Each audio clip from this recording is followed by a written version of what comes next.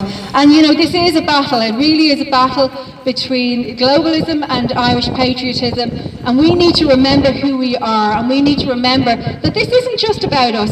So you might have to miss a match or give up a bank holiday weekend for a couple of hours to come out and stand out on the streets. But the fact of the matter is, you're not just doing it for us, you're doing it for Ireland past, present and future.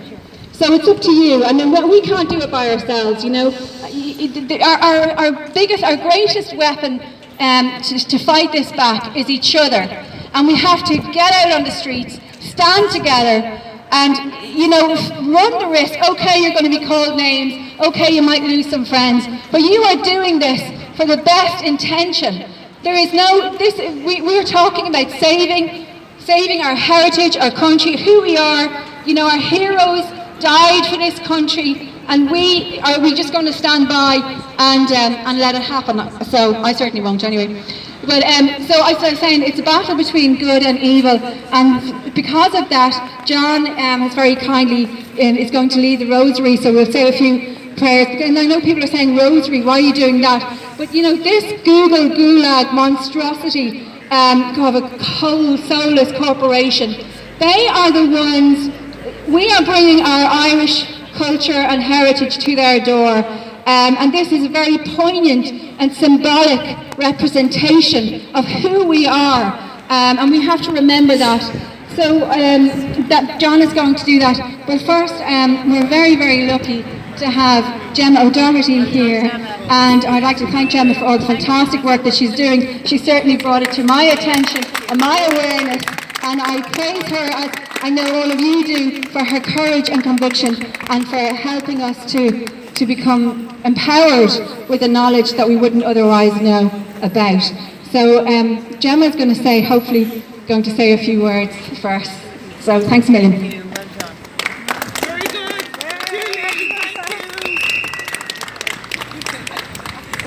We need to download that leisure. That's leisure. Well, I'm not going to say it's great to be back here, where many of us here spent our summer, didn't we? Doesn't feel like we had a summer at all. But we did the right thing. We put it up to Google, and since we were here, I know many of you continue to come here, which is fantastic, but this company is in more and more trouble by the day. The legal actions against them continue, and their days are numbered. They have been exposed for the frauds that they are, along with Twitter and Facebook, CNN, the list goes on and on and on. And this lady here just told me not to put anything on that here.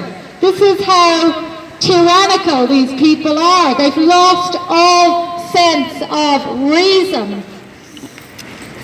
But that is the country that we live in. And I have to say that as I drove down here today, down on the N11, I got a sick feeling in my stomach when I saw signs everywhere advertising the Dublin Marathon that is on tomorrow, sponsored by a bank that evicts Irish families from their homes. KBC. How do we feel about that? Are we happy that we sell our souls to run under the name of a bank who throws elderly Irish people out of their farms? So this marathon should be boycotted by every person who calls themselves an Irish patriot. And I'm very serious about that now. And it's great to see so many familiar faces in the crowd. It really, really is. You know, do people think when they make these decisions, do they think am I supporting when I get involved in activities like this? Do they look at what the GAA has become? A globalist organisation that is fully on board with all of this disgusting, degenerate indoctrination of our children. The IRFU, the sort of people that they have protected through the years. I'm actually looking for a tissue. My nose is running. Thank you. All of these organisations that were set up to preserve our culture, but now do everything to demolish it.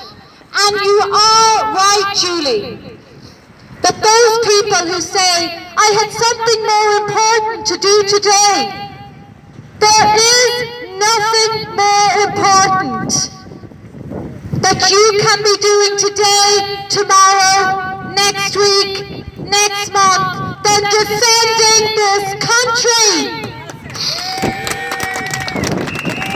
Possibly in its ultimate hour of need. Because as we said last night, and John Waters put it so eloquently, that what we have faced before really is nothing like the enemy we face now. Because we are taking on the most powerful people in the world, companies like this, who are so embedded in our country and will be so reluctant to let it go. This has been a long time in the planning, this takeover of our country. Centuries. So we have some fight on our hands. But we have made it very, very clear to those who will try to silence us, it will not be happening. It will not be happening, and it will happen over my dead body.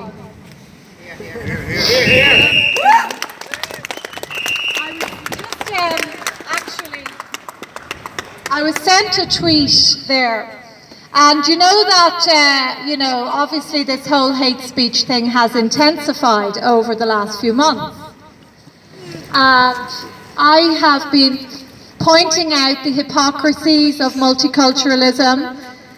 We know now, the architect of multiculturalism in Europe, Angela Merkel, has said herself, it has been an absolute catastrophe. So it is coming from her. Of course, she's only saying that because she needs votes in tomorrow's election over there. But she has admitted it.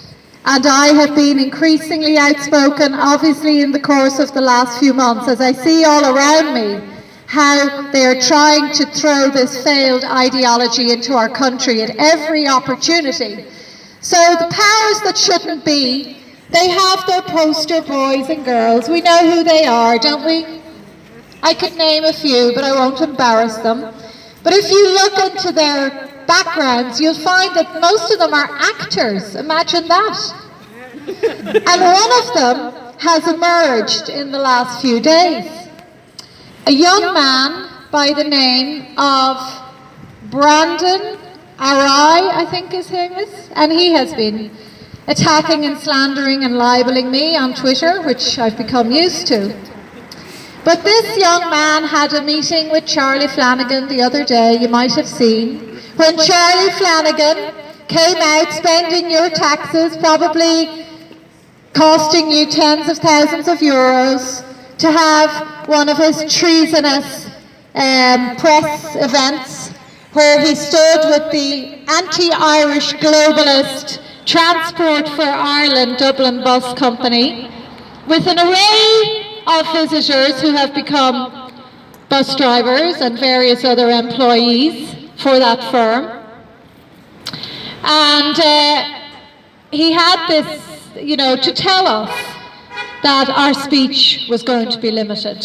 It's going to be curtailed. We're not allowed to criticise the government. So this was one of his events, and at this event he met this young man, Brandon is his name. And it has since emerged that this guy is also an actor. Amazing, isn't it? It's just, you know, the template of the New World Order, how they do it every single time. But somebody has just sent me some of his tweets. He probably didn't check through his old Twitter feed, because if anyone's using hate speech, it's actually Brandon. And I won't actually read out. I have retweeted some of his tweets, but they are so vile and degrading to a female that he's talking about. And he actually says, "I was ready to kill the bitch." He's referring to somebody who was, I think, a tour guide who kept calling him Brendan accidentally, and he didn't like that. So, but you see, we live in a tolerant society, which he wants to demolish, and he has his free speech. That is hate speech. But we give him that right. As much as it might offend our sensitivities, Brandon, by virtue of the fact that he lives here, has that right to offend in the vilest terms. And he wants to take that away from himself. These people are not very bright. They haven't thought it out. We know that this latest stunt by Fine Gael and the manner in which their corrupt media are so desperate to back them up, this is indicative of one thing and one thing alone, and that is that they are terrified. So we should be delighted that they are pulling this stunt on us to try and actually introduce hate speech legislation.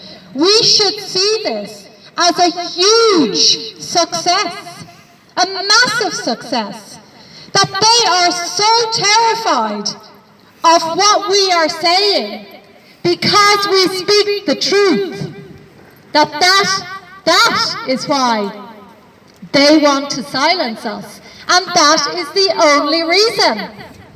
Because they know that when they give their arguments, which they're not able to give anymore, they are laughed out of town. Literally. Literally. Their arguments are based on a lie. And every time they open their mouths now, they are ridiculed. We have seen this. The sleeping giant is wakening across our country. From Achill to Gerard, from Ballinamore, even sleepy Borrisokane, Irish people are resurrecting Pearse's rallying cry that Ireland belongs to the Irish. That is the truth that they cannot bear to hear. They cannot bear it. People who say it are assaulted on the street. Patriots, decent men who are willing to die for this country, they are called racist for having the audacity to make that very obvious claim. Ireland belongs to the Irish and always will. And even though history has shown that we have been slow to defend our country when she needed us, we always have in the end, and we always will. The Irish will always stand up. But I am saying now that we have given enough to other countries. We have done enough for the rest of the world. We have lost so many of our people.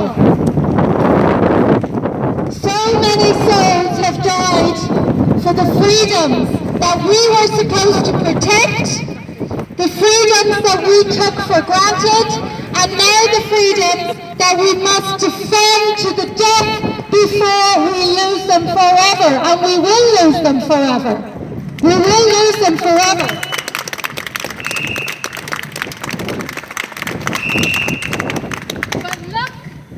Just look at how desperate the establishment is. You all heard that pathetic grovelling interview by Mary Wilson with Charlie Flanagan, and she's pleading with him virtually to introduce hate speech. What sort of a journalist would do that? It is down to the Fourth Estate.